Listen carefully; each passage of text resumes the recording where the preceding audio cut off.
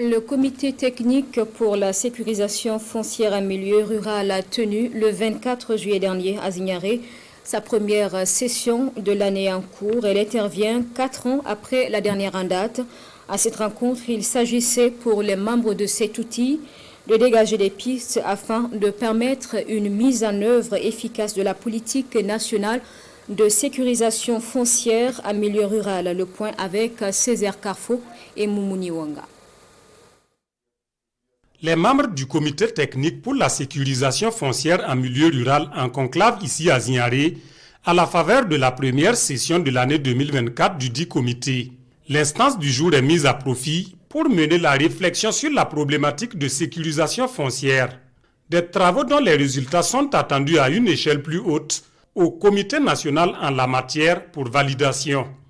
Des travaux devant servir de boussole pour le gouvernement dans le cadre de la mise en œuvre de la politique nationale de sécurisation foncière en milieu rural. On ne peut bien conduire les activités de production agricole, pastorale également, sans avoir réglé, j'allais dire de façon définitive, les questions foncières.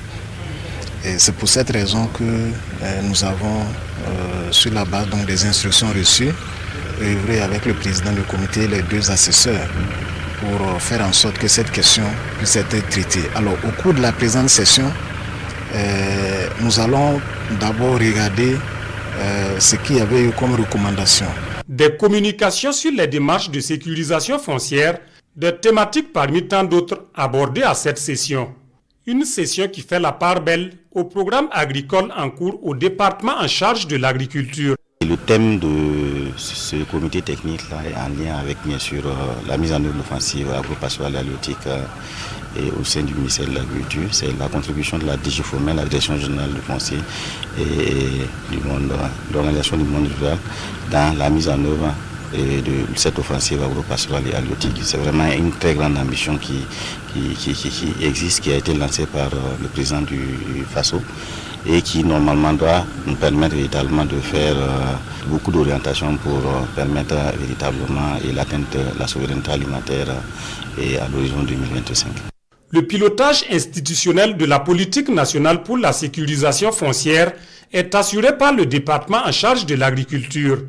Le comité technique réuni ce jour, lui, est chargé d'assurer le suivi-contrôle des interventions. Plus encore, il a la responsabilité d'élaborer et de soumettre des politiques et stratégies de sécurisation foncière rurale à l'exécutif.